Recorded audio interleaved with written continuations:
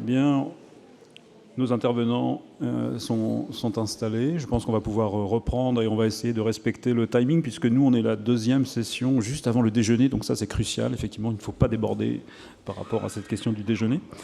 Bienvenue à toutes et à tous et merci d'être présents pour cette deuxième session qui sera consacrée à la parole scientifique dans les médias et les médias sociaux en particulier. Je dois dire que je suis très heureux de pouvoir enchaîner directement après Yves Gingras et Olivier Beau et Adrian Stone parce que quelque part ils nous ont préparé un petit peu le terrain puisqu'ils ont bien sûr évoqué à plusieurs reprises le rôle des journalistes scientifiques, la présence des chercheurs et des universitaires dans les médias. Et il est évident qu'ici, on va être amené à essayer un petit peu de réfléchir aux différentes questions que soulève cette présence dans les médias. Donc je suis Michel Dubois, je suis sociologue des sciences. Voilà, je connais très bien les travaux d'Yves Gingras et j'aurai le plaisir donc d'animer cette deuxième session. Je vais présenter bien entendu les différents intervenants. Avant cela, je voudrais juste préciser les thématiques qui vont nous intéresser. Donc la parole scientifique dans les médias, effectivement, dans les médias sociaux, mais bien entendu, c'est une question extrêmement générale. Et juste pour rebondir sur la remarque d'Olivier Beau, c'est effectivement, dans le programme, il n'est pas mentionné les universitaires, mais bien les chercheurs. C'est effectivement une remarque intéressante, et sans doute cette présence des chercheurs à la place des universitaires n'est-elle pas totalement dépendante du contexte effectivement des 2 années que nous avons traversées, qui a été une période de surexposition quand même assez prononcée de la parole scientifique. J'avoue que par curiosité, j'ai utilisé notamment les bases du type Europresse pour essayer de peser un peu cette parole scientifique et son poids durant ces 2 années par rapport à ce qui se passait auparavant. Et c'est vrai qu'on voit que la parole scientifique sur des secteurs particuliers qui vont être représentés aujourd'hui a pris un poids d'ampleur comme assez importante, assez inédite, en un volume multiplié par 8, entre 8 et 10. Donc les mentions de notions d'infectiologie, d'épidémiologie, tout ça a pris une ampleur tout à fait considérable. Et c'est vrai qu'il y a un débat aujourd'hui sur le fait de savoir finalement quelle va être ou quelles seront les conséquences de cette surexposition de la parole scientifique dans le long terme. Et donc on est aussi ici pour réfléchir à cette question. Et comme dans tout débat, il y a 2 polarités qui sont clairement dessinées. Il y a d'un côté ceux qui sont sans doute un petit peu optimistes, et je pense pouvoir en faire partie, en disant qu'il y aura sans doute des choses très positives qui vont sortir de cette surexposition de la parole scientifique, notamment en termes de pédagogie, sur un certain nombre de domaines. Et on sait que la question des essais cliniques a été découpée en petites tranches fines dans les médias pour essayer d'expliquer au mieux comment tout cela fonctionnait. Et lorsque l'on fait du travail d'enquête, comme le font les sociologues, pour justement essayer d'évaluer finalement ce que retient le grand public de ce type d'informations, on voit que clairement il y a des choses qui sont mieux connues qu'auparavant. Et donc ici je vous renvoie, si ça vous intéresse, à l'enquête Les Français et la science 2021 qui a été rendue publique à la fin de l'année dernière, sur lequel on essaye de faire le point par rapport à ces grandes évolutions. Donc ça, il y a un versant qu'on pourrait dire un petit peu optimiste, et puis on a un versant qui est sans doute un petit peu plus pessimiste, et on voit qu'il y a énormément de commentateurs finalement qui posent finalement la question de ses effets, de ses conséquences en termes de chaos, en termes de désinformation ou en termes d'incompréhension croissante, comme si finalement le fait que les scientifiques qui étaient amenés à communiquer de plus en plus souvent, à prendre de plus en plus régulièrement la parole dans les médias, générait une forme de confusion, une forme de distanciation croissante entre la science et la société, ce qui serait après tout un paradoxe assez intéressant à creuser. Donc on va essayer sans doute d'essayer de peser un petit peu les arguments qui vont dans un sens et dans un autre. Il y a une question qui revient régulièrement, et c'est une question qui me surprend toujours par la naïveté, finalement, ou une sorte de lieu commun, qui consisterait à penser, par exemple, que le grand public se forge sa confiance à l'égard de la communauté scientifique par rapport à ce qui se passerait par exemple dans les laboratoires, comme si le grand public avait les yeux rivés sur les cahiers de laboratoire et sur les pratiques qui seraient les pratiques qui s'écarteraient des règles ou des normes attendues de la pratique scientifique. Ce qui se joue au contraire, c'est toute une chaîne de médiation qui vont de la pratique jusqu'au grand public, et il faut ici s'interroger sur tous les médiateurs de l'information scientifique. Donc une question qui doit nous guider guider dans nos réflexions, c'est aujourd'hui quels sont les nouveaux médiateurs de l'information scientifique. Est-ce qu'il y a de nouveaux médiateurs? Qui sont-ils? Quel rôle peuvent jouer les réseaux sociaux du point de vue de cette médiation de l'information scientifique? Et je dois dire que, effectivement, on peut être surpris par le fait que les scientifiques parfois utilisent ces réseaux sociaux pour court-circuiter les chaînes traditionnelles de médiation de l'information scientifique. Je dois dire que quand on fait de la communication directe sur les réseaux, que ce soit Twitter ou sur YouTube, c'est précisément pour échapper à un certain nombre de filtrages et des filtrages qui sont déjà bien installés. Donc je pense que cette réflexion, il faut essayer de la mener dans toute sa profondeur. Et puis, il y a bien sûr la responsabilité des journalistes, et je dois dire que j'ai été assez sensible à la remarque qui a été faite tout à l'heure par Olivier Beau sur l'inculture ou la prétendue inculture juridique des journalistes scientifiques. C'est effectivement quelque chose qui revient régulièrement. On leur reproche tout à ces journalistes, effectivement une forme d'inculture scientifique, mais il faut aussi réfléchir de leur point de vue en termes de communauté professionnelle, qui a été finalement complètement, en tout cas assez profondément transformée par ces 2 années, puisqu'on sait que la place du journaliste scientifique dans un comité de rédaction n'est plus la même aujourd'hui par rapport à ce qu'elle était 2 ans auparavant. Dans beaucoup de cas, le journaliste scientifique est celui qui est assis à côté du rédacteur en chef, alors qu'il était assis généralement au fond de la salle et qu'il attendait que les sujets passent. Donc il y a une mobilité spatiale qu'il faut saluer, et on pourra revenir sur cette transformation pour voir si elle est plus ou moins durable. Et puis, bien entendu, il faut aussi, quand on parle de désinformation, il faut être aussi assez attentif au fait que cette désinformation n'est pas simplement le fait du tout venant, c'est-à-dire de monsieur et madame tout le monde qui utilisent les réseaux sociaux. Elle peut être aussi une désinformation qui est produite par les chercheurs eux-mêmes. Et on a été sensible aussi à des désinformations institutionnelles. Et ça, c'est un enjeu aussi majeur, et on a déjà évoqué différentes situations particulières, individuelles, mais je pense que ce n'est pas si intéressant que ça que de se focaliser sur des cas particuliers, plutôt que de réfléchir à des questions quand même assez générales.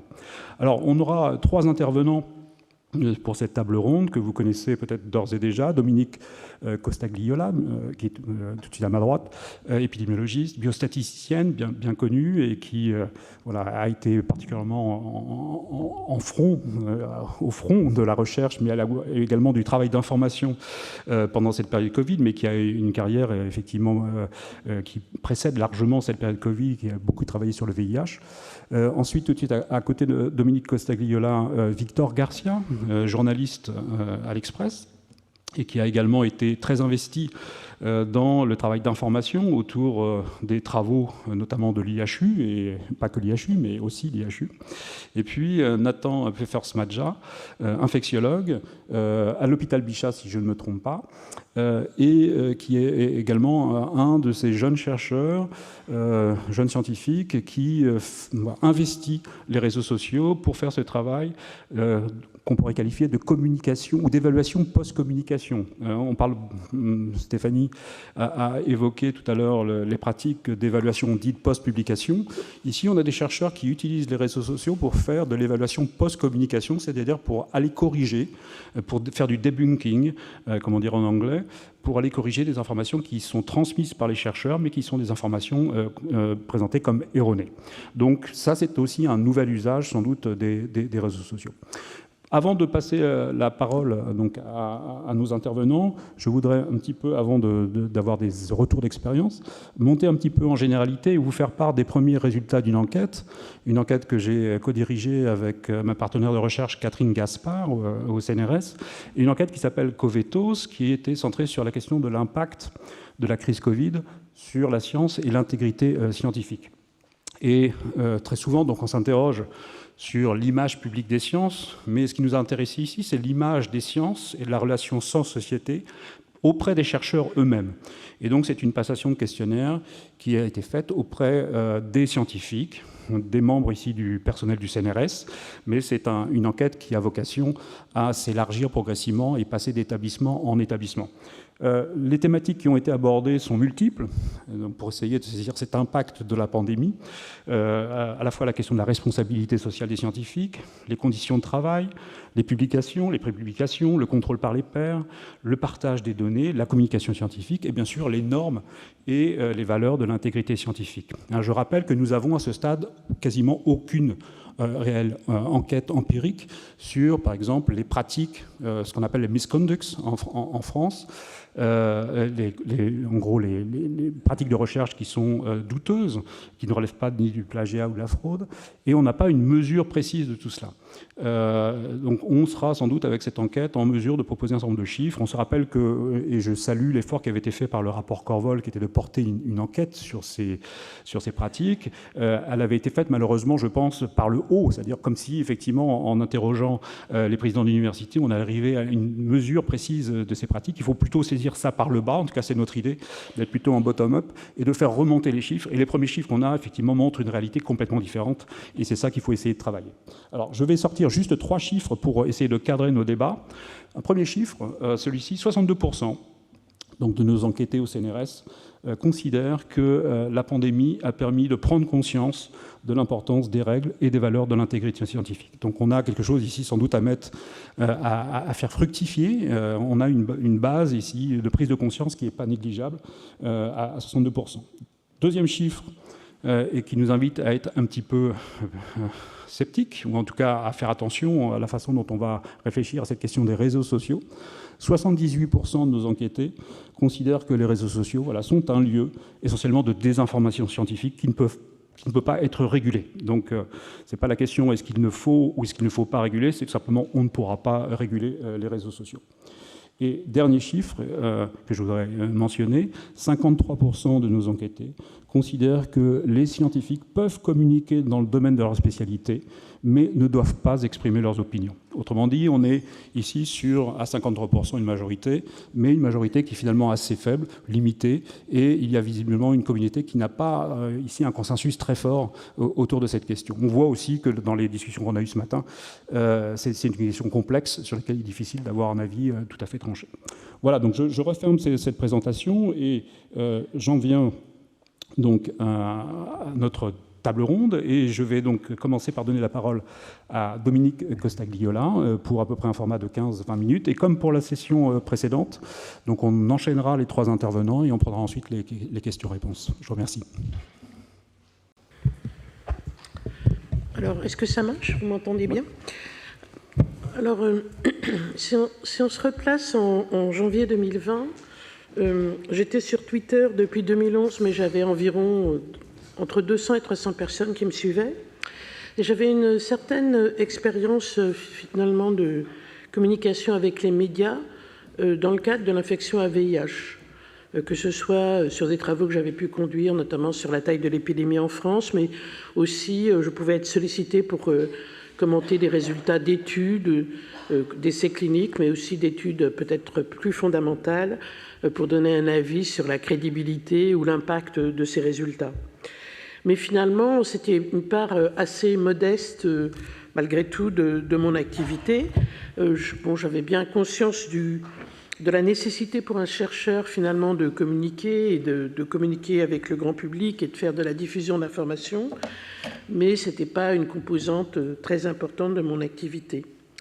Alors, sur la crise Covid, en fait, j'ai commencé à faire des interventions autour des traitements, puisque les gens racontaient beaucoup de bêtises sur les traitements, et notamment puisque j'avais été sollicitée par Jean-François Delfrécy pour écrire un rapport sur la première étude hydroxychloroquine de l'IHU, et qui a donné lieu à un article dans Le Monde, notamment assez précocement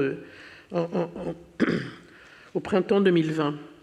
Et c'est à partir de là, finalement, que j'ai commencé à communiquer sur la Covid. J'ai aussi ensuite, progressivement, pas mal communiqué sur l'évolution de l'épidémie et sur les mesures de contrôle, donc plus sur des aspects, disons, santé publique, mesures de santé publique autour de l'épidémie. Et je dois dire au début, en fait, j'avais une communication dans les médias, beaucoup dans les journaux de presse écrite, où en fait, moi, j'ai rencontré des gens finalement plutôt compétents, qui posaient les bonnes questions, et même si bien sûr on doit être rapide et réactif, il y avait le temps de pouvoir discuter, il y avait le temps de pouvoir relire les communications que je pouvais faire, et ça c'était quelque chose d'assez satisfaisant de mon point de vue. Finalement, j'ai pas eu dans ces contacts avec les journalistes de presse écrite de personnes, vous voyez, qui m'auraient pas envoyé leur article ou qui auraient déformé mes propos de façon majeure. Après, bien sûr, une fois que vous communiquez dans les médias écrits, eh bien, ça va entraîner le fait que d'autres types de médias vont s'intéresser à vous, radio et TV, et que là, voilà, il faudrait être tout le temps là et être capable de répondre à n'importe quelle question sur n'importe quel domaine, y compris quand ce n'est pas votre domaine de compétence. Et ça, c'est assez facile finalement de dire non, là je ne vais pas être compétente ou je n'ai pas eu le temps de lire cette étude, donc non, je ne vais pas vous donner un avis sans avoir lu cette étude. Mais vous voyez, il faut quand même aussi effectivement une certaine conception de son travail ou de ce qu'on peut faire ou ne pas faire à ce titre académique, parce qu'au départ, c'est quand même pour ça qu'on vous appelle. On ne vous appelle pas pour votre liberté d'expression, on vous appelle parce que, au fond, entre guillemets, quelle que soit la définition qu'on en fasse, c'est votre rôle d'expert. Et donc c'est à soi-même de juger finalement si on est ou si on n'est pas dans son rôle et si on doit répondre à la sollicitation. Peut-être des choses qui m'ont... Donc du coup, finalement, moi j'étais assez, on va dire, naïve et de bonne foi. Et j'ai aussi, bien sûr, communiqué sur les médias sociaux, et en particulier sur Twitter, pour réagir essentiellement à des propos qui étaient tenus et qui étaient totalement fallacieux. Et alors là, j'ai quand même été surprise, je dois dire, par les torrents de boue que ça peut solliciter, les messages d'injures ou de menaces que l'on peut recevoir, soit par mail, soit par courrier, de toutes sortes de façons possibles. Et puis aussi, on essaye d'expliquer les choses, et puis, quand manifestement de l'autre côté, les gens ne comprennent pas, très vite leur réponse va être autour de vous déqualifier. Donc évidemment, dans mon cas, beaucoup de remarques grossophobes, parce que c'est facile comme argument, ça n'a rien à voir avec le fond de ce qu'on raconte. Beaucoup d'ignorance aussi, vous voyez, vous essayez d'expliquer que si, vous voyez, là il y a une courbe qui est dans cet article et qui montre tous les événements qui se sont produits. Donc quand vous dites qu'il y a eu plus d'événements parce qu'on avait surdosé l'hydroxychloroquine, on ne les voit pas parce qu'on voit que les deux courbes sont exactement superposées et on vous répond que vous êtes hystérique. Vous voyez, voilà, c'est le genre d'argument qui pouvait exister. Aussi d'autres choses qui sont importantes, c'est cette histoire de lien d'intérêt. Comment on fait pour déclarer ces liens d'intérêt? Alors, vous voyez, c'est pas forcément facile, dans une interview qui fait 2 minutes, de commencer par expliquer que vous avez des liens. Et donc, ça, c'est quelque chose qui est assez difficile. Et puis, voilà, des gens, bien sûr, après, derrière, m'ont attaqué sur mon intégrité scientifique, et on dit que, bien, on ne pouvait pas vérifier finalement mes liens. Et alors en fait, je ne suis pas professionnelle de santé, bien qu'étant directrice de recherche à l'INSERM, dans la mesure où je ne suis ni médecin ni pharmacien, je ne suis pas professionnelle de santé. Donc sur la base de données Transparence Santé, il n'y a rien qui apparaît, parce que légalement, personne n'est tenu de déclarer sur ça. Mais en revanche, il y a un autre site qui s'appelle DPI Santé, DPI, Déclaration publique d'intérêt, et toute personne qui peut être sollicitée à titre d'expert dans des comités qui donnent des avis, eh bien, va devoir faire ces déclarations. Les déclarations doivent être actualisées tous les ans ou chaque fois qu'il y a un nouvel événement, et elles comportent y compris les sommes que l'on a pu recevoir. Et donc, bien sûr, ça, c'est tout à fait transparent. Et j'ai répondu plusieurs fois sur Twitter à des gens qui me posaient la question, allez regarder sur DPI Santé, DPI, vous allez trouver tout ce que j'ai déclaré et vous aurez comme ça l'information transparente. Alors, les gens qui posent la question honnêtement sont contents qu'on leur réponde, mais voilà, les autres disent qu'il faut vous débunker ou je ne sais quoi, mais voilà, ils ne croient jamais finalement qu'on a fait les choses de façon transparente. Mais le côté de le déclarer chaque fois qu'on intervient dans les médias, je ne vois pas bien comment ce serait possible ou facile ou faisable. Et après, aussi, l'expérience, ça a été qu'au fond, très vite, vous pouvez être disons, devenir la cible d'attaques très répétées, et finalement recevoir tous ces torrents de boue, ces messages d'injures, ces messages qui vous promettent le Nuremberg 2 et tout ça, quelque part, c'est assez difficile finalement à encaisser, et c'est assez difficile de continuer en restant cohérent. Et donc, dans mon cas, par exemple, il y a eu un épisode particulier qui était à propos d'un article que j'avais fait pour le site The Conversation. Vous savez qu'ils ont un accord avec l'INSERM, donc on avait fait un article sur la situation, sur qu'est-ce qu'on savait sur les traitements de la Covid en mars 2021. Et suite à cet article, finalement, les complotistes ont inventé un complot, comme quoi j'aurais à moi toute seule, vous voyez, empêché qu'on utilise l'ivermectine comme traitement contre la Covid, alors qu'à l'époque, il y avait un certain nombre d'études qui pointaient sur un effet potentiel de l'ivermectine, mais toutes ces études-là étaient mal foutues. Elles avaient des problèmes, il y avait des choses pas claires. La plupart, depuis, ont été rétractées, d'ailleurs. Hein.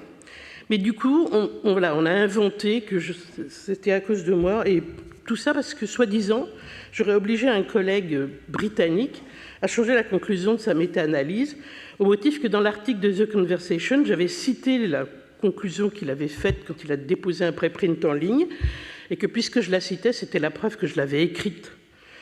Et c'est allé assez loin, parce qu'il y a eu un article totalement diffamatoire sur le site Torchon François, et que derrière, quand même, ça a déclenché une enquête du parquet national financier contre moi, avec une perquisition, comme d'habitude, à 6 h du matin, on vient sonner chez vous. Hein. Mais enfin, moi, je dis comme d'habitude, mais bien sûr, ça ne m'était jamais arrivé. Hein. Et c'est quand même assez déstabilisant. Donc c'est difficile derrière de dire on va continuer, on va toujours garder les mêmes principes. Et je voudrais juste conclure sur ça. Je pense que il faut toujours refuser les sollicitations médiatiques sur des sujets où vous n'êtes pas expert, de mon point de vue, ou alors vous vous exprimez en tant que personne, et là, ça doit être clair que vous exprimez en tant que personne.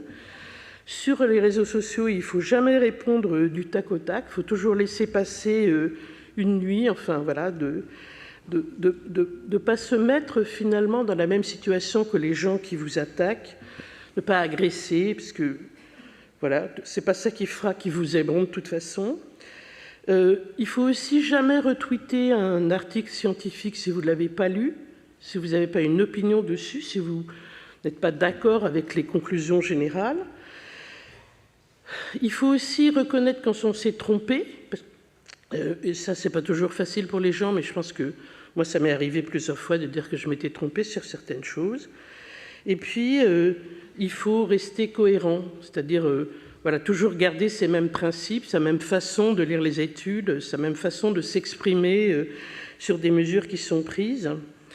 Mais quand même, voilà, j'ai trouvé que c'était quelque chose de particulièrement violent d'une façon générale, et voilà, qu'il fallait avoir un peu de recul avec soi-même pour pouvoir continuer à avancer. Et une chose aussi notable, c'est qu'au fond, le torrent de boue, il a surtout commencé finalement après que j'ai eu le Grand Prix INSERM. C'est à partir de là, clairement, qu'on voit des tweets apparaître que je n'avais pas remarqué à l'époque, mais que des personnes qui participent à l'information sur Twitter m'ont remonté quand j'ai eu des attaques particulièrement ciblées. C'était aussi pour moi finalement la première fois que j'ai eu l'occasion de porter plainte contre les menaces que j'ai pu recevoir et d'obtenir le soutien de l'INSERM pour faire cela. Et globalement, c'est ça qui ne me rend pas forcément très optimiste finalement sur la situation actuelle ou sur les progrès éventuels qui pourront être faits. Et si je reviens sur le débat un peu de la première table ronde, je comprends complètement les principes qui ont été énoncés, mais malgré tout, quand des gens s'expriment de leur position d'académique pour dire des choses qui certes sont en dehors de leur domaine, le mal est fait. Donc peut-être qu'à terme, ils perdront toute crédibilité sociale, mais entre-temps, ils se sont exprimés. Des gens les ont suivis et les ont écoutés, et par exemple ne se sont pas fait vacciner, et du coup, par exemple, ont fait des formes graves, voire plus que ça. Et là, il y a quand même un souci ou un problème. Et je ne sais pas bien comment on peut le faire, parce que je ne crois pas que ce soit la régulation qui nous aide, mais voilà, il y a quand même une réflexion à avoir sur, au fond, les conséquences de cette expression.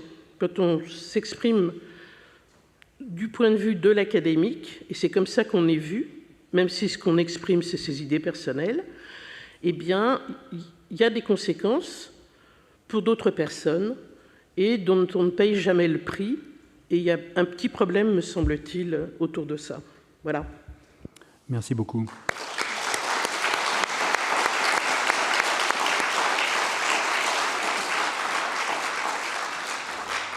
Merci beaucoup pour ce premier retour d'expérience. Effectivement, les règles de la dispute académique n'existent pas sur Twitter, définitivement. C'est un premier témoignage.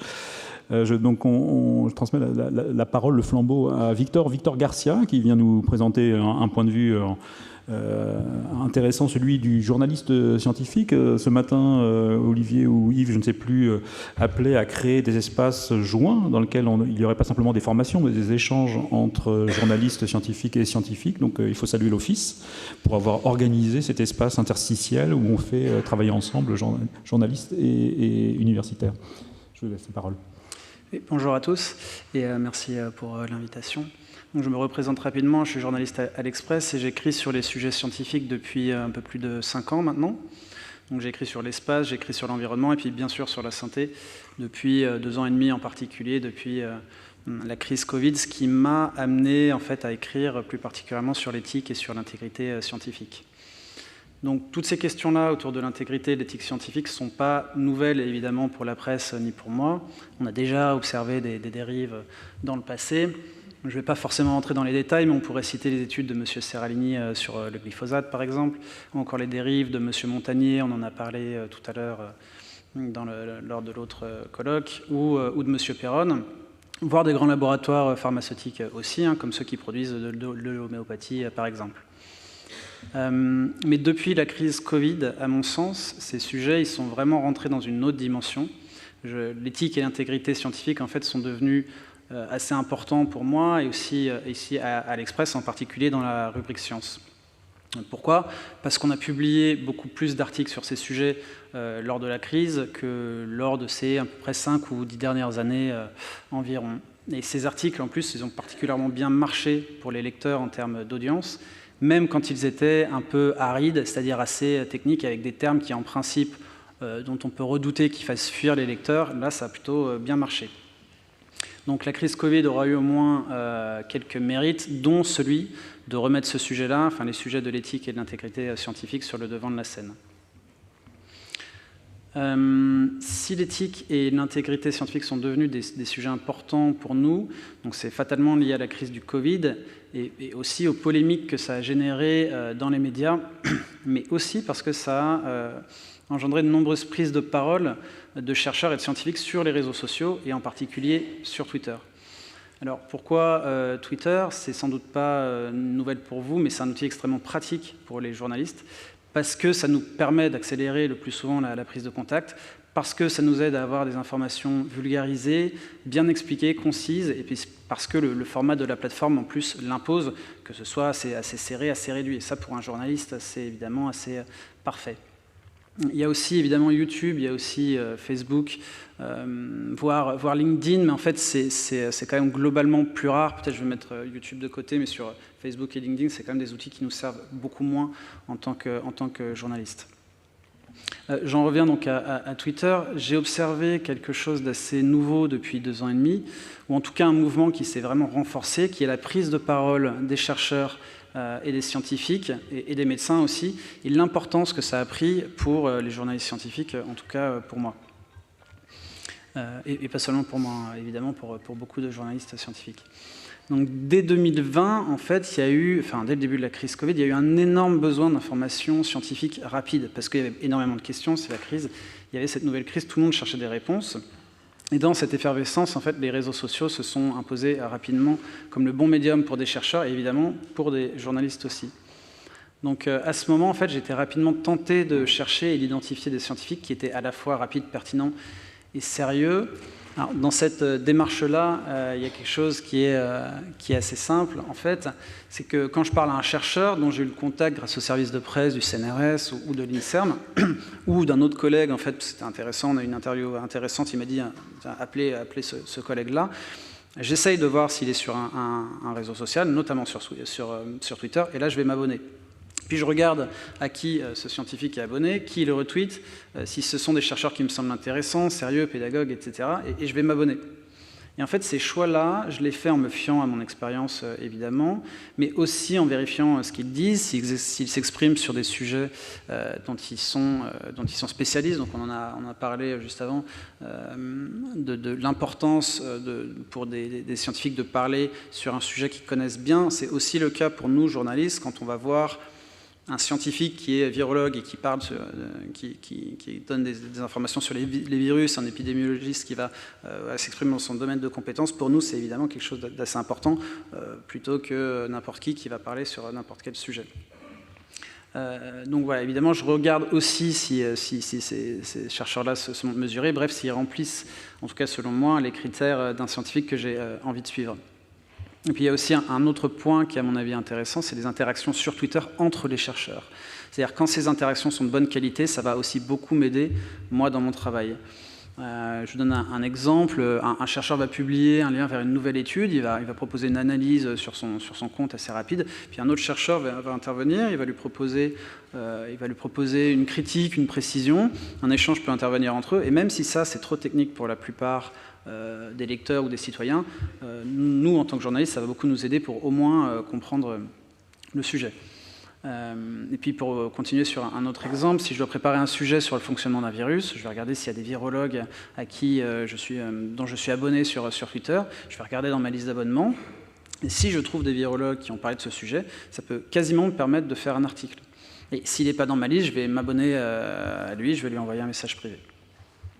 Et de l'autre côté, donc de l'autre côté du spectre des scientifiques, si je vois un scientifique qui a des avis très tranchés, qui manque de mesures, qui partage des fausses informations évidemment, ou qui se trompe et qui ne s'excuse pas par la suite, ça on en a parlé aussi juste avant, mais le fait de voir des personnes, des scientifiques qui sont capables de reconnaître qu'ils se sont trompés sur un point, c'est aussi extrêmement important pour nous.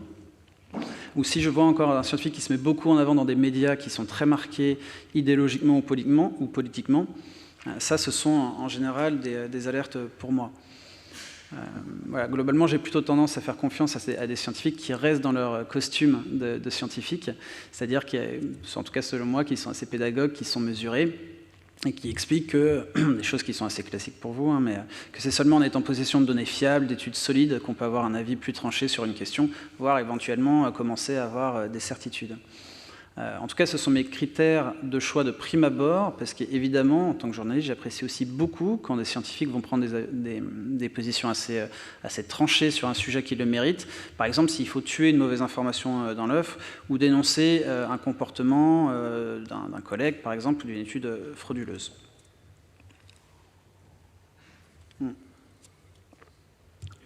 D'ailleurs, ce sont les polémiques et les échanges à propos de l'IHU de Marseille et de l'hydroxychloroquine sur Twitter, qui ont été un point de départ pour moi, enfin un des points de départ en tout cas d'une réflexion plus globale sur l'éthique et sur l'intégrité scientifique. Parce que ça m'a permis de bien mieux comprendre ce que c'est de la bonne science, comparé à des études bidouillées par exemple, mais aussi d'identifier des chercheurs intègres qui n'avaient pas froid aux yeux non plus, et qui m'ont aidé, grâce à leurs interventions sur les réseaux sociaux, à creuser des sujets. Bien sûr, il n'y a pas eu que les réseaux sociaux, mais c'est un peu le sujet aujourd'hui. Mais effectivement, il y a eu les sources institutionnelles qui restent extrêmement importantes pour nous, évidemment l'enquête journalistique en général. Bon, j'en reviens à l'hydroxychloroquine en particulier, parce que c'est grâce à des scientifiques que je suivais sur Twitter que j'ai rapidement eu des doutes sur ce qui était présenté au début comme un traitement miracle. Je ne sais pas si vous vous souvenez, mais la vidéo Covid fin de partie a pris une ampleur énorme. Et j'ai vu que toutes les personnes les plus sérieuses que je suivais, donc des médecins, des scientifiques, des chercheurs, prenaient énormément de recul. Ils n'étaient pas critiques d'ailleurs, extrêmement tranchés dès le début, mais ils prenaient quand même du recul, ils faisaient preuve de modération. Ils expliquaient qu'ils n'avaient vu aucun chiffre, en fait, ou aucune étude qui prouvait tout ça. et puis que même si c'était le cas, ça leur paraissait un petit peu, ça leur semblait quand même extrêmement rapide, puisqu'on était au tout début de la crise. Ça, c'était le 25 février 2020. Et d'ailleurs, entre parenthèses, la vidéo a été renommée plus tard Coronavirus, vers une sortie de crise, point d'interrogation, beaucoup plus mesurée, mais bref. Donc ensuite, il y a eu le travail journalistique classique, on va dire, comme je vous disais, qui a consisté à appeler des spécialistes pour avoir leur avis le jour même.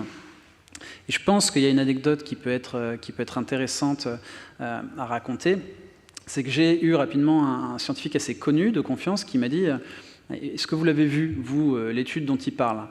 Et moi, je lui ai répondu que j'avais simplement lu un document qui me semblait être une déclaration de médecin relayée par le gouvernement chinois, donc sans aucun chiffre vraiment précis, que, en gros, j'avais vu un communiqué et pas une véritable étude. Et ce chercheur que j'ai interrogé m'a répondu à l'époque bon, « Écoutez, on a lu la même chose et effectivement, ce document, il ne prouve rien, mais vu que l'IHU a fait une annonce aussi fracassante, ils ont sûrement eu accès à des informations que nous n'avons pas. » Donc, j'ai appelé l'IHU, j'ai eu un proche de Didier Raoult et je l'ai interrogé sur ce point. Et là, la réponse que j'ai eue, c'était « Écoutez, mon bon monsieur, ça fait 20 ans que je travaille sur cette molécule, on sait ce qu'on dit, on connaît notre travail, et si je vous dis demain, prenez cette molécule, elle va vous soigner, vous allez le faire, non ?» Une autre parenthèse, mais il m'a rappelé juste après m'avoir dit cette phrase-là pour me dire de ne pas mettre ça dans mon article parce que c'est dans la discussion et qu'il n'y avait pas d'autorisation de mise sur le marché, et que, vous comprenez, bon, on ne peut pas dire des choses comme ça. À l'époque, on ne savait pas que l'hydroxychloroquine marchait, on ne savait pas qu'elle ne marchait pas non plus, donc il y avait quand même... De ma part, en tout cas, j'avais fait attention, j'avais laissé le bénéfice du doute en me disant « Bon, ok, ces personnes ont l'air très sûres d'elles, etc. » Donc, à l'époque, j'ai accepté, j'ai mis des citations, mais j'ai accepté de ne pas mettre cette partie-là dans mon article. Bon, évidemment, j'ai quand même été extrêmement surpris par ces arguments d'autorité. C'était quasiment la première fois qu'un chercheur, c'était même la première fois qu'un chercheur me parlait comme ça. Donc je lui ai quand même demandé s'il y avait eu plus de données que ce qu'il y avait dans le communiqué chinois, je lui ai redemandé, et là il m'a confessé que non, mais il a quand même rappelé une fois de plus que les qualités des chercheurs de l'IHU et de l'IHU, leur savoir-faire, et que c'était exceptionnel, et que quand même il ne fallait pas douter de leur bonne parole. Donc, je trouve que c'est assez intéressant comme anecdote, parce que c'est vraiment à ce moment-là que j'ai décidé d'enquêter plus en avant sur l'IHU, et à l'époque, comme je le disais, je ne soupçonnais pas forcément le manque flagrant d'études et d'intégrité scientifique que l'on connaît aujourd'hui, mais au moins un manque de rigueur évident. Et puis c'est une anecdote intéressante aussi parce que ce genre de discours hautain que j'avais eu, ces arguments d'autorité, ils peuvent impressionner. Et ça peut marcher avec des personnes qui ne savent pas comment la science fonctionne habituellement. Et d'ailleurs, je crois qu'on l'a vu, parce qu'il y a eu énormément de médias qui ont relayé cette information à l'époque et même dans les mois qui ont suivi, avec très peu de recul. Et moi, j'ai constaté à cette époque-là une sorte de fossé qui s'est creusé. Bon, il s'est un peu réduit ensuite avec le temps, mais il y avait un fossé avec d'un côté des citoyens qui pouvaient avoir vraiment l'impression qu'on avait trouvé la solution, que ça y est, que c'était donc cette fameuse fin de partie, et puis de l'autre côté, tout un monde scientifique, que moi en tout cas je voyais à travers mes contacts, mais aussi à travers ma petite fenêtre Twitter, qui avait beaucoup plus de réserves et de doutes. Et d'ailleurs, à l'époque, comme je disais, le doute était permis, parce qu'on n'avait pas de preuve que ça marchait, sinon une intuition marseillaise, mais il n'y avait pas de preuve que ça ne marchait pas non plus. Voilà, donc c'est devenu encore plus compliqué quand il y a eu les premières études sur l'hydroxychloroquine qui ont été publiées dans les journaux scientifiques, parce qu'il y a eu de nombreux collègues, là je parle de mes collègues à moi, des collègues journalistes, qui n'étaient pas forcément connaisseurs de la science, qui ont pris ça pour une preuve. Parce que vous voyez, on a publié une étude, c'est dans une revue scientifique, dont c'est une preuve. Et puis d'ailleurs, il y a même eu certains médecins et certains chercheurs qui ont cru à cette époque-là que c'était une preuve. Donc moi, à ce moment-là, même si j'avais déjà des doutes sur la qualité des études, notamment via un début d'enquête et puis l'appel que je vous ai raconté tout à l'heure, qui était quand même assez surprenant, on va dire, c'est surtout grâce à des chercheurs que je suivais et que je suis encore aujourd'hui sur Twitter, que j'ai pu prendre encore plus de précautions. Parce que ces chercheurs-là, ils ont pris la peine de proposer très rapidement des analyses publiques, des sortes de relectures par les pairs express, en fait. Ils ont détaillé sur leur compte leurs critiques, ils ont expliqué qu'il y avait des défauts dans ces études, des biais, qu'elles n'étaient pas forcément très solides. Et bref, ils mettaient finalement en garde en rappelant des règles qui sont très liées à l'éthique et à l'intégrité scientifique. Par exemple, le timing, un truc tout simple, hein, c'était le timing entre la réception de l'étude et sa publication, qui était par exemple très court, de l'ordre de quelques jours, voire au maximum quelques semaines, alors que vous connaissez les timings de publication dans les revues entre la réception et la publication qui sont beaucoup plus longs. Bref, voilà, ça c'est la prise de parole très rapide sur les réseaux sociaux qui a permis, donc de chercheurs hein, de la parole scientifique, qui ont permis pour moi de faire beaucoup plus attention et d'être beaucoup plus en garde. Alors de fil en aiguille, j'ai quand même continué mes enquêtes. J'ai notamment discuté avec monsieur Yves Gingras qui a parlé tout à l'heure. Et à l'époque, il avait publié un article dans The Conversation. Et je l'avais contacté, lui et d'autres chercheurs, pour notamment que j'avais identifié sur Twitter ou dans les médias, pour leur parler, pour écrire un article en fait, sur le H-index, sur le fait de publier massivement des études scientifiques dans des revues amies, sur le fait de profiter, on va dire habilement, du système de points SIGAPS. Et ça, c'était une manière de recentrer encore un peu plus au cœur de notre média, ou en tout cas de l'actualité, l'éthique et l'intégrité scientifique avec des articles un peu plus précis. Et comme je le disais tout à l'heure en introduction, ça, c'est des articles qui ont très bien fonctionné en termes d'audience chez nous. Et c'est ce qui nous a permis par la suite d'écrire d'autres articles sur le sujet, comme ce qu'il faut savoir pour déterminer si une revue scientifique est fiable. Bon, ça, c'était une sorte alors je sais, c'est ambitieux pour un petit article, mais en tout cas, c'était une sorte de guide pour expliquer aux lecteurs qui n'ont pas forcément une formation en sciences très pointue, si une étude peut apparaître fiable ou pas, si on peut avoir confiance dans une revue scientifique ou pas. Alors, par exemple, j'expliquais que les sites de prépublication scientifique, ils sont très utiles, mais ont quand même leurs limites. Donc, ils sont quand même destinés à la base surtout à la communauté scientifique. Mais bon, puisqu'ils sont publics, puisque le lecteur lambda, le citoyen lambda, entre guillemets, peut avoir accès à ces informations-là, je donnais quelques clés. Par exemple, j'expliquais que c'était la relecture, ce que c'était que la relecture par les pairs.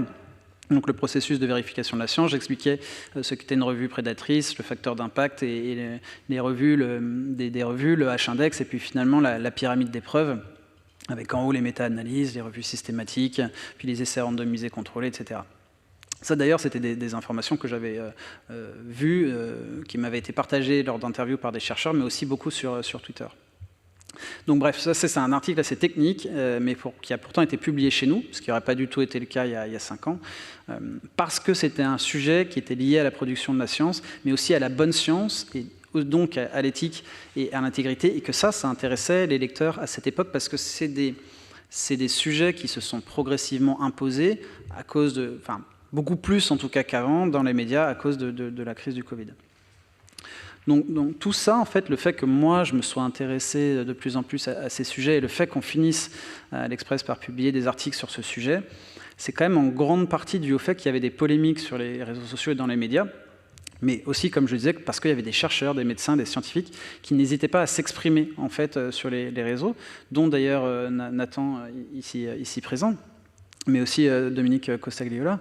Et je pense aussi à Mathieu Rebaud, qui est un biochimiste suisse, plus largement à des membres du collectif NoFakeMed. Bon, je ne vais pas tous les citer, mais en fait, il y a quand même beaucoup de chercheurs, beaucoup de jeunes chercheurs, de médecins qui sont allés sur ces réseaux-là parce que c'était utile pour eux, et qui ont pris la parole en fait assez rapidement. Et par rapport à avant, là où je disais qu'il y a eu un phénomène nouveau tout à l'heure, c'est qu'il y en a eu beaucoup plus, j'ai eu l'impression qu'il y a eu beaucoup plus de prise de parole de scientifiques sur les réseaux sociaux qu'avant, et notamment leur nombre d'abonnés a explosé en l'espace de 2 ans. Hein. Tout à l'heure, vous disiez que vous aviez 300 abonnés au début de la crise. Je pense que voilà, c'est un très bon exemple de voir comment ça a... 26 000 de plus maintenant, mais je ne suis pas sûre que ma vie soit bien meilleure. Non, bien sûr, mais... C'est sûr, mais en tout cas, ça témoigne du fait que les scientifiques avant, qui étaient soit peu sur le réseau, soit qui avaient peu d'écoute, en tout cas peu d'abonnés, sont rentrés dans une autre dimension depuis le début de cette crise. Et en plus de ça, donc je vous disais, moi, la raison pour laquelle j'ai écrit sur ces articles, c'est parce que j'ai vu tous ces chercheurs en parler, notamment, hein, pas que, et puis c'est aussi parce qu'il y a une confiance qui s'est installée. Par exemple, quand il y a eu la fameuse histoire de l'étude du Lancet qui a finalement été rétractée, Vous vous souvenez sans doute, mais c'est cette étude qui tentait de montrer, mais avec des preuves qui étaient fallacieuses, que l'hydroxychloroquine ne fonctionnait pas. Les chercheurs que je suivais à l'époque, qui étaient très critiques contre l'hydroxychloroquine, n'ont pas hésité à dire dès le début que oui, cette étude semblait un petit peu étrange, qu'elle souffrait de défauts, qu'il y avait des biais, ou en tout cas qu'il fallait se méfier, alors qu'elle allait plutôt dans leur sens. Donc ça, ce genre de choses, ça a été extrêmement utile pour moi, pour ma culture personnelle bien sûr, mais je crois aussi pour les lecteurs et plus largement pour mettre au centre des débats l'intégrité et l'éthique scientifique. Et donc tout ça, ça m'a aussi fortement motivé à poursuivre mes enquêtes sur l'IHU, qui m'ont permis de découvrir tout un système de saucissonnage d'études, de publications dans des revenus amis ou dirigés carrément par des membres de l'IHU, des proches de Didier Raoult, etc. Mais aussi que certaines études avaient été publiées sans autorisation d'un comité de protection de personnes ou de l'ANSM.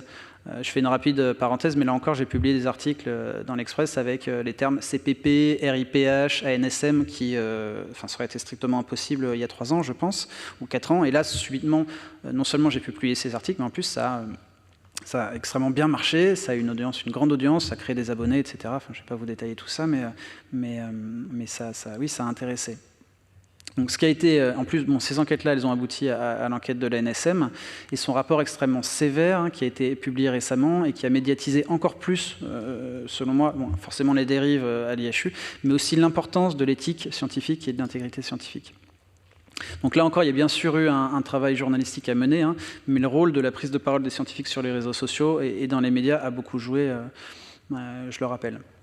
Donc ces enquêtes-là, bien sûr, elles ont aussi été motivées, donc c'est un petit peu de l'autre côté du spectre, mais par des prises de parole des chercheurs de l'IHU ou proches de l'IHU dans des médias ou sur les réseaux sociaux. Je pense notamment à M. Chabrière, qui s'est montré de nombreuses reprises insultant, en particulier sur Twitter, dès qu'une personne osait critiquer l'IHU. Je pense aussi à M. Montagnier, qui intervenait dans de nombreux médias pour diffuser de fausses informations. Je pense à tous les médecins rassuristes en général, qui faisaient, à mon sens, plus de politique que de science. Je pense à M. Mukiele, dont on a parlé tout à l'heure aussi, qui écrivait sur des sujets sur lesquels il n'était absolument pas compétent. Donc ça, c'était un signe... c'est déjà une alerte pour vous, comme pour nous, comme je vous disais, mais en plus de ça, il se trouve qu'il délirait assez farouchement. Ou encore, il y a eu Louis Fouché, bien sûr, qui pour le coup, lui, était moins présent sur Twitter que sur YouTube. Qui a aussi publié un livre qui constitue un excellent exemple de la dérive de quelqu'un. Donc c'est une dérive qui part d'un manque de rigueur, qui glisse vers un manque d'éthique et d'intégrité, puis vers une défiance très marquée, voire carrément du conspirationnisme ou le fait de croire en la pensée magique. Donc ça, c'est un sujet, je pense, qui est un petit peu en marge de celui qui nous intéresse aujourd'hui. Mais je crois que c'est quand même intéressant de rappeler que les personnes qui ont le plus de défiance envers les autorités, voire la société en général, peuvent être celles qui glissent vers des comportements qui manquent d'éthique et d'intégrité, voire vers le complotisme, quand cette défiance s'est encore plus enracinée, ou quand, justement, il y a une autorité qui est venue les rappeler à l'ordre. Et pour en revenir au comportement non éthique de chercheurs ou de scientifiques sur les réseaux sociaux, j'ai été témoin, comme beaucoup d'autres, de nombreux dérapages, parfois inquiétants. Je parlais des insultes de certains chercheurs, mais il y a aussi eu des harcèlements de certains chercheurs qui ont osé prendre la parole contre des études mal ficelées. Donc il y a eu comme celle sur l'hydroxychloroquine, mais il y a aussi celle sur l'ivermectine, l'azithromycine, et bien d'autres. Alors, ces chercheurs, ils ont été attaqués directement, alors parfois par d'autres chercheurs à la télévision, notamment sur C8, pour les citer, ou via des chaînes YouTube, via le blog complotiste François aussi. Mais il y a quand même une partie de ces attaques une grande partie de ces attaques qui ont été sur les réseaux sociaux. Et je le rappelle quand même qu'en avril 2021, il y a un Marseillais connu sur le pseudonyme Stalek sur Twitter, qui a révélé l'existence du groupe CIA. Ça, c'était un groupe de messagerie privée sur Twitter qui réunissait Éric Chabrière de l'IHU, donc Yanis Roussel, donc le porte-parole de l'IHU, et une trentaine d'influenceurs très actifs dans la défense de l'IHU, de l'hydroxychloroquine ou même de toutes les méthodes contestées. Voilà.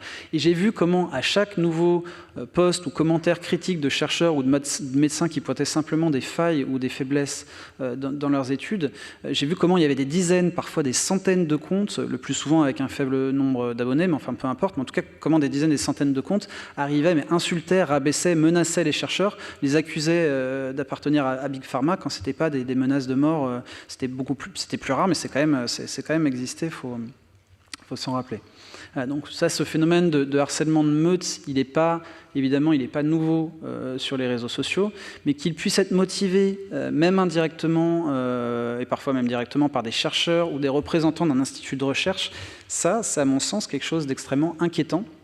De la même manière, le fait que des chercheurs puissent quasi impunément diffuser des contre-vérités sur les réseaux sociaux, publier des études trompeuses dans des revues scientifiques sans craindre finalement grand-chose, sans craindre, on en parlait tout à l'heure lors de la précédente table ronde, mais ils ne vont pas craindre d'être... on ne va pas leur retirer leur label CNRS ou INSERM, ou en tout cas, ils ne vont pas avoir de sanctions administratives comme ça. Ça, j'ai trouvé que c'était quand même quelque chose d'assez étonnant et d'assez inquiétant. Alors, bien sûr, il y a Louis Fouché, il a été mis à l'écart de la PHM. Christian Perron, il a aussi été écarté de son poste de chef de service de la PHP. Et la NSM et l'IGAS, donc l'Inspection Générale des Affaires Sociales, ils ont finalement mené des enquêtes au sein de l'IHU. Donc tout ça, c'est vrai, mais ça a aussi pris énormément de temps. Et ça, j'ai trouvé quand même que c'était extrêmement étonnant et regrettable parce qu'il y a quand même eu ils ont eu le temps de diffuser leurs informations qui étaient quand même assez graves, qui ont créé des dégâts dans la population. Tout à l'heure, on le disait, mais il y a eu des personnes qui ne se sont pas vaccinées seulement, mais il n'y a eu pas que ça, il y a eu toute une façon de diffuser comme ça une espèce de pensée très très défiante envers la société, envers les autorités, et qui peuvent dériver vers des complotismes extrêmement forts. Et ça, il n'y a pas eu de réaction des autorités. Je parle des instituts publics, par exemple. Il y en a eu quelques-unes, mais il n'y a pas eu de réaction très très forte de sanctions. En tout cas, elles ont mis du temps à arriver. Et ça, je pense que c'est assez étonnant et c'est assez regrettable. Donc oui, les réseaux sociaux sont un outil extrêmement intéressant pour les chercheurs, pour informer le grand public, pour informer les journalistes. Oui, c'est aussi très intéressant pour nous, en tant que journalistes, pour s'informer rapidement à la source, mais c'est aussi un endroit où il y a de la désinformation, du harcèlement, et où il y a très peu de modération, effectivement, si ce n'est celle des utilisateurs. Je pense quand même néanmoins que c'est un espace à investir pour les chercheurs, parce que comme il existe et comme il y a toute cette place de débat, c'est quand même, à mon sens, un endroit qu'il faut investir. Voilà. Je ne sais pas si j'ai encore un peu de temps pour développer une dernière idée. Ou... Très bien. Très bien, merci beaucoup. Merci.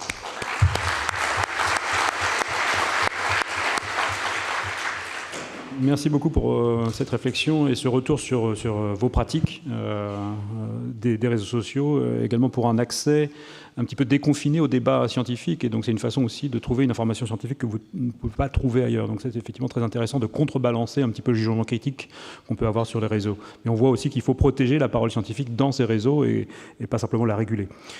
Je passe donc la parole à notre troisième intervenant, Nathan Pfeffers-Madja, qui, comme l'a dit Victor Garcia, effectivement, est également investi dans ces 2 années dans les réseaux sociaux, dans l'intervention dans ce travail de communication ou d'évaluation post-communication que je mentionnais tout à l'heure. Et voilà, la parole est à vous pour 20 minutes. Merci.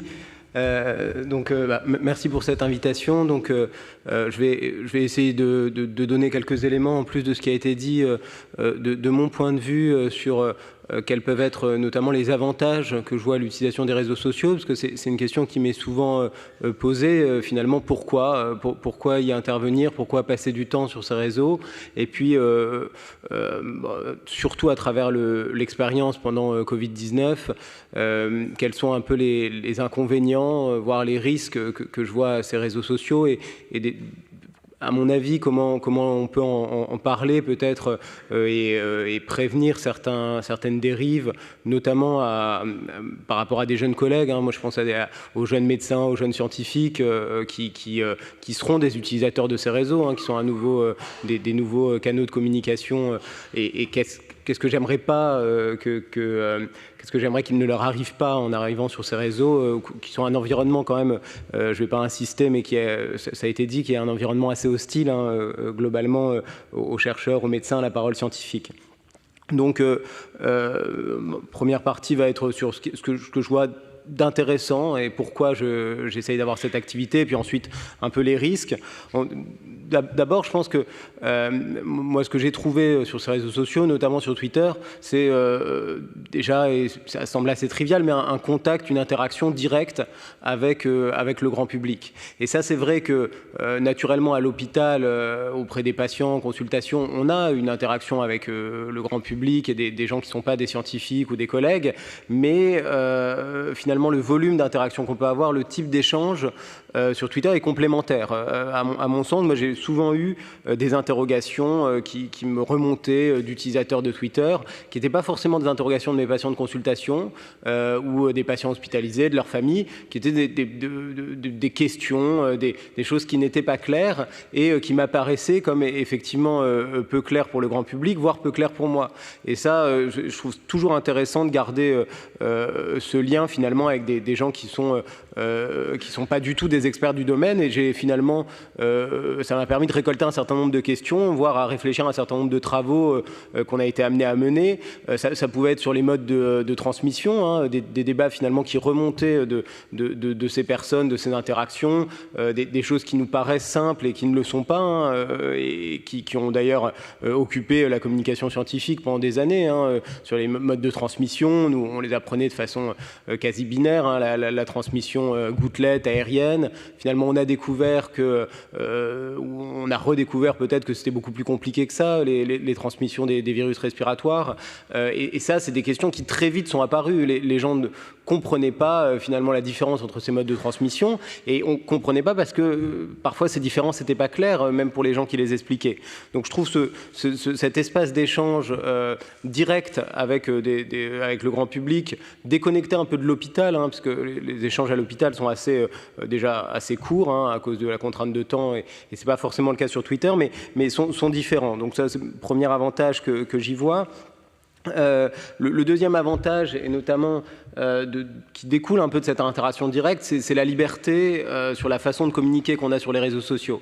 Et cette liberté, je parle d'une liberté de format, de volume, elle est pas du tout retrouvée ou très peu dans les interactions avec les médias traditionnels. Et en fait, le fait de s'affranchir de ce filtre, hein, que constituent les médias, alors bien sûr il y a des risques, hein, puisque c'est un filtre, mais ça permet aussi d'interagir différemment et de porter des messages différents.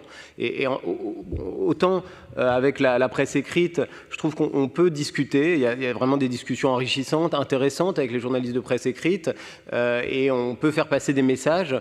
Autant les rares fois où j'étais amené à intervenir via des chaînes de télé, j'en garde un souvenir assez amer. On peut pas faire passer des messages médicaux ou scientifiques, ou extrêmement difficilement. On est appelé pour réagir face à la dernière mesure gouvernementale, globalement. Et donc, on est appelé pour des messages extrêmement courts, qui ne sont pas des messages scientifiques, qui sont le plus souvent politiques. Et ça, cette frustration, finalement, on l'a peu sur les réseaux sociaux, puisqu'on est totalement, on choisit totalement la parole qu'on peut porter. Donc, ça évite d'être toujours dans la réaction, et ça permet d'apporter des choses, je trouve, plus complexes sur un format plus long. Alors, ça peut sembler contradictoire, hein, de dire que ces réseaux sociaux, souvent très courts, permettent de faire des formats plus longs, mais par rapport à beaucoup de médias dont les gens ont l'habitude, c'est pas forcément vrai, hein. L'information à la radio ou à la télé est extrêmement courte et peut être plus fournie sur Twitter.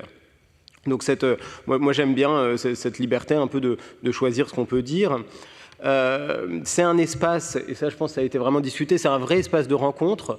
Alors je discuterai dans les risques, souvent les interactions sont pauvres, mais en tout cas les rencontres ne le sont pas. Des rencontres avec les journalistes, et ça c'est vraiment intéressant, hein, de pouvoir échanger. Je crois que maintenant beaucoup de journalistes effectivement vont sur ces réseaux sociaux pour trouver des intervenants, mais aussi des rencontres avec des médiateurs scientifiques, des vulgarisateurs, des gens qui connaissent les codes de YouTube, des différents canaux de communication, on va dire, récents, et qui ont vraiment des choses, je trouve, à nous apprendre. Moi, j'ai été très content d'interagir avec certains de ces vulgarisateurs, que ce soit la Tronche en biais ou des gens qui sont souvent des scientifiques, d'ailleurs, mais qui ont beaucoup réfléchi à cette question de comment communiquer des résultats scientifiques.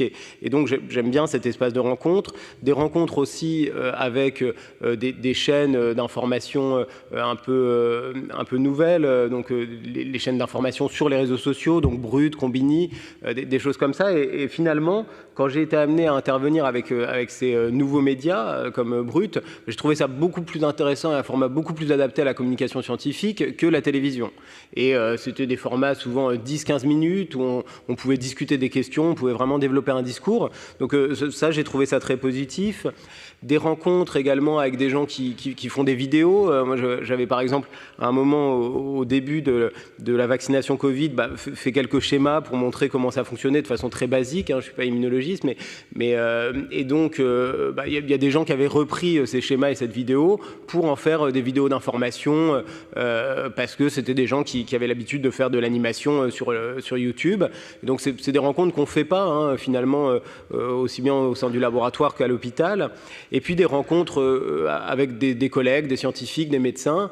Et clairement, sur Twitter, j'ai rencontré certaines des personnes avec qui on a pu mener des projets de recherche, notamment 2 méta-analyses sur la question des thérapeutiques Covid et sur la question des vaccins Covid, avec des gens intéressés par mathématiques, qui n'étaient pas des gens de mon laboratoire ou de mon hôpital, mais donc une vraie rencontre, des vraies rencontres scientifiques.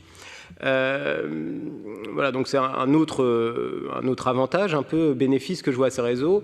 Si je continue, donc il y a aussi, et je pense dans les raisons qui m'animent, le fait que ça soit des espaces relativement abandonnés par la science et la communication scientifique. Et c'est peut-être moins le cas sur Twitter, où il y a quand même beaucoup de médecins et scientifiques qui interviennent, notamment dans le monde anglo-saxon, mais c'est encore totalement le cas sur TikTok, sur Instagram, sur des canaux extrêmement utilisés. TikTok, c'est un enjeu majeur de communication, et dedans, TikTok, c'est vraiment, il n'y a aucune place pour la parole scientifique, il n'y a aucune place pour les institutions, il n'y a aucune place pour des messages un peu de santé publique ou de prévention. Et ça, on ne peut pas nier que c'est un souci d'une certaine façon, parce que on en est au point où, quand il y a eu une intervention, moi j'avais participé au début à une intervention d'une initiative de l'ONU qui voulait faire des messages scientifiques sur TikTok, ils étaient tellement en marge, puisque ça n'existait pas, que c'est eux qui se sont fait censurer par les signalements des utilisateurs. En fait, l'ONU a essayé de dire à des gens, allez sur TikTok parler des vaccins, et ils se sont fait censurer par la plateforme. Parce que les gens disaient, non mais ça, c'est pas un message qui correspond, les gens les signalaient tout simplement. Et donc c'est quand même un problème de se dire que c'est des zones à ce point, on va dire, de non-droit. Et je crois qu'il faut trouver un peu une solution pour le résoudre. Alors c'est soit à l'échelle individuelle, comme certains le font, mais peut-être à l'échelle institutionnelle. Je pense que ça peut venir, mais ça me semble pas forcément une bonne idée de se dire que ces espaces extrêmement utilisés, notamment par les jeunes, soient exempts de toute communication médicale, scientifique ou institutionnelle. Et en parallèle de ça, il y a pourtant une demande et une audience. Il suffit pas de se dire finalement les gens ne recherchent pas ça là. Je crois que c'est pas totalement vrai. Les gens recherchent de l'information sur ces canaux. La preuve en est le succès de certaines formes, de certaines chaînes, on va dire de charlatanisme ou de thérapeutique alternative. Donc ça marche. Les gens vont y chercher l'information. On le voit beaucoup sur Twitter. Il y a une audience pour ces messages scientifiques et médicaux. Et donc un autre rôle, je trouve, qu'on peut avoir sur ces réseaux, c'est finalement de travailler avec les institutions et de les aider à prendre une présence sur ces réseaux sociaux, de dynamiser un peu leur prise de parole. Et ça, moi, je trouve que ça a été probablement un des aspects les plus intéressants. C'est qu'en intervenant initialement à titre, on va dire, individuel, j'ai été amené à travailler avec un certain nombre d'institutions qui étaient très intéressées pour prendre une place. Et moi, j'étais intéressé pour que ces institutions prennent une place finalement sur ces réseaux sociaux. Et donc, essayer de renforcer cette confiance dans les institutions, je pense que ça passe aussi par certains comptes, on va dire, personnels, individuels de chercheurs et de médecins. Et on voit bien que c'est des réseaux sociaux où parfois la parole d'une institution, et c'est peut-être aussi le cas dans les médias traditionnels, est souvent remise en question, et où parfois un visage ou une personne à titre individuel peut créer plus de confiance ou donner un peu plus de visibilité à un message. Et moi, je suis régulièrement contactés par le bureau français de l'OMS pour partager certains de leurs messages de prévention, parce qu'ils savent que je peux leur donner une certaine visibilité. Et ça, je trouve ça intéressant. Et donc, à mon avis, l'entrée des institutions sur ces réseaux sociaux passera aussi par des interventions un peu individuelles. Un autre avantage qui est vraiment à double tranchant, hein, pour reprendre ce titre, c'est aussi l'accélération de la communication des résultats scientifiques et médicaux. Alors, on peut voir l'aspect vraiment problématique, hein, par exemple le fait que autour de l'hydroxychloroquine, ça a été tellement accéléré que finalement des résultats faux et qui ne s'appuyaient sur rien ont été partagés. Mais on peut aussi voir un bon côté, par exemple, avec les essais cliniques menés dans le cadre de Recovery en Angleterre. Donc, c'était une grosse plateforme d'essais cliniques thérapeutiques autour de la Covid. Et très clairement, ils ont utilisé des réseaux sociaux pour communiquer leurs résultats au moment où ils mettaient ces résultats en prépublication. Et entre la prépublication et la communication sur les réseaux sociaux de leurs résultats sur l'effet positif des corticoïdes, dont on savait que ça venait d'une équipe extrêmement compétente et extrêmement sérieuse, et la publication, il y a eu plus d'1 mois. Et nous, à cette époque, 1 mois de corticoïdes en plus pour des patients, c'était clairement des vies sauvées. C'était énormément de patients qui ont pu bénéficier de ces corticoïdes qui n'en auraient pas bénéficié si on avait attendu la publication dans le New England. Alors on peut se dire que c'est peut-être gagné très peu par rapport à tous les gens qui ont été exposés à des thérapeutiques inefficaces ou dangereuses, mais on peut aussi voir l'intérêt éventuel de ces réseaux sociaux pour accélérer la communication des résultats. Donc voilà quelques-unes des choses qui me semblent intéressantes sur ces réseaux sociaux, qui me motivent à continuer dans ces échanges, dans ces interactions. De l'autre côté, je dis n'est pas à double tranchant, parce que de l'autre côté, il y a évidemment des risques et des points négatifs. Un des premiers dans les choses compliquées à gérer, c'est le temps que peut prendre cette activité. Et je crois que créer du contenu de qualité, qui est à la fois simple, sans être trop simpliste, ça prend énormément de temps. Et ça, il faut le voir voilà, en tant que chercheur, en tant que scientifique, que médecin. Il faut savoir que ça peut prendre un temps qu'on n'a pas forcément, et donc bien envisager ça. Et puis avec cette question du temps, il y a vraiment un risque clairement d'addiction, hein. Je pense qu'il y a un côté addictif à ces réseaux sociaux. Je crois que tout le monde peut tomber dans cette addiction, finalement, où on est dans une spirale où on intervient de plus en plus, on passe de plus en plus de temps, et on ne peut pas s'empêcher d'intervenir. Et cette addiction, elle est encouragée par un système de récompense en fait, de ces réseaux sociaux qui est assez vicieux. C'est-à-dire la récompense dans le réseau social, c'est les likes, c'est les partages, c'est les pouces bleus sur Facebook. Et ça, en fait, cette récompense, je crois que très vite, elle pousse à l'outrance. Parce qu'en fait, comment faire un message sur ces réseaux sociaux où on a une grosse récompense, donc beaucoup de likes, c'est en ayant un message extrême, un message radical, éventuellement un message agressif, en allant vers la polémique, en allant vers le buzz. Et donc, dans cette addiction, on peut être tenté d'être pris un peu dans cette outrance, et ça me semble vraiment dangereux. Et j'ai vu aussi bien du côté, on l'a vu, hein, de certaines personnes qui, dès le début, ont adopté un message outrancieux, mais même de scientifiques, de chercheurs, qui se laissent piéger en fait, par cet aspect des réseaux sociaux, qui viennent avec une ambition tout à fait louable de partage de leurs propres travaux ou de partage de l'information scientifique, et qui se laissent enfermer par des discours de plus en plus radicaux afin d'obtenir la récompense de ces réseaux sociaux. Et ça, je pense que c'est vraiment quelque chose sur quoi il faut alerter les personnes, et notamment les jeunes personnes qui se lancent sur ces réseaux. C'est un monde où finalement, on se retrouve très vite dans une bulle, hein. On a l'impression d'interagir avec le grand public, on interagit avec quelques personnes qui sont globalement soit les quelques personnes qui sont de notre avis, soit les quelques personnes qui sont totalement opposées à notre avis. Donc c'est vraiment un monde extrêmement manichéen, hein, les réseaux sociaux. Je crois qu'on voit tous soit des gens totalement acquis à notre cause, soit des gens qui veulent nous insulter ou nous menacer. Et donc ça aussi, c'est évidemment un risque, hein. On n'a pas une représentation tout à fait adéquate, hein, de la réalité sur ces réseaux. Il y a une injonction un peu à toujours, et c'est là qu'on dit, les gens sortent très vite de leur domaine d'expertise parce qu'il y a une injonction à parler et une injonction à l'action, hein, qui est permanente sur ces réseaux. Et en fait, ils nous poussent à se prononcer sur tout. Dans le Covid, on l'a vu, quel que soit le nouveau résultat, quelle que soit la nouvelle étude, quelle que soit la polémique du moment, il faut se positionner. Et c'est vrai notamment quand on parle des sollicitations des médias, mais c'est encore plus vrai sur les réseaux sociaux. On attend une prise de parole, et cette prise de parole, je pense qu'il faut savoir la garder aussi un peu rare et limitée. Mais comme je disais, c'est quelque chose qui est pas si évident et qui demande un peu d'expérience, je pense, de travail là-dessus.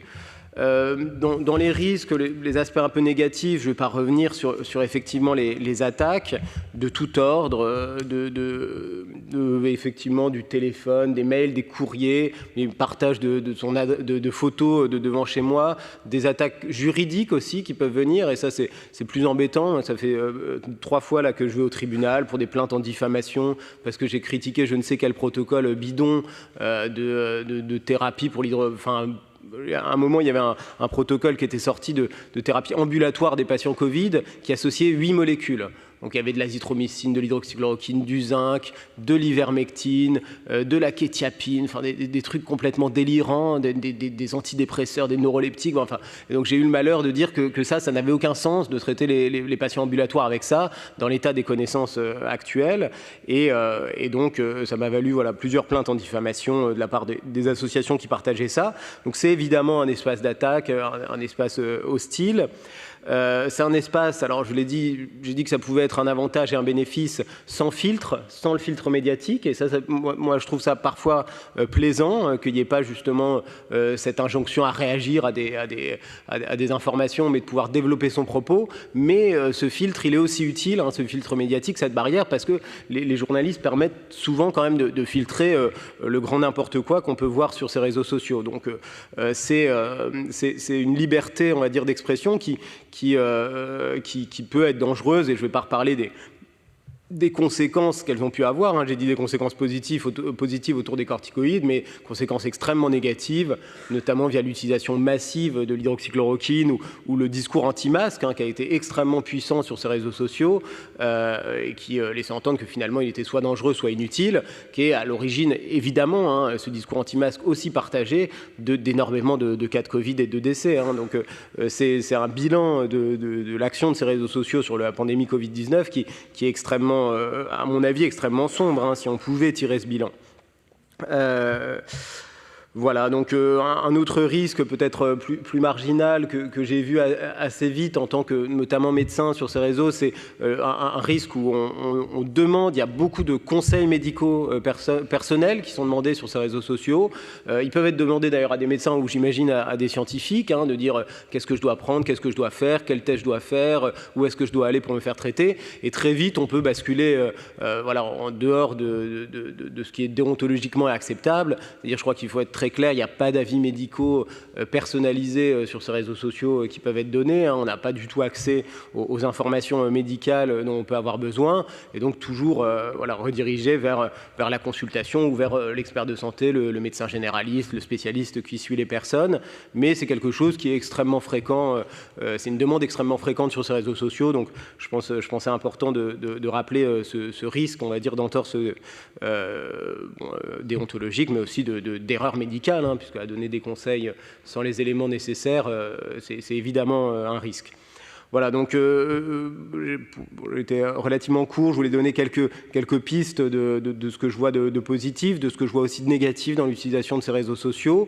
Moi, mon opinion sur leur utilisation, c'est que ce que je vois, ce qui me semblerait le plus sain, le plus intéressant, c'est que finalement un grand nombre de scientifiques, de chercheurs, de médecins interviennent un peu sur ces réseaux sociaux, c'est-à-dire un peu dans le cadre de leur domaine d'expertise, par exemple suite à leur publication, pour essayer de communiquer de façon un peu adaptée au grand public leurs résultats scientifiques, leurs sujets de recherche, ce qui mène, parce que c'est intéressant.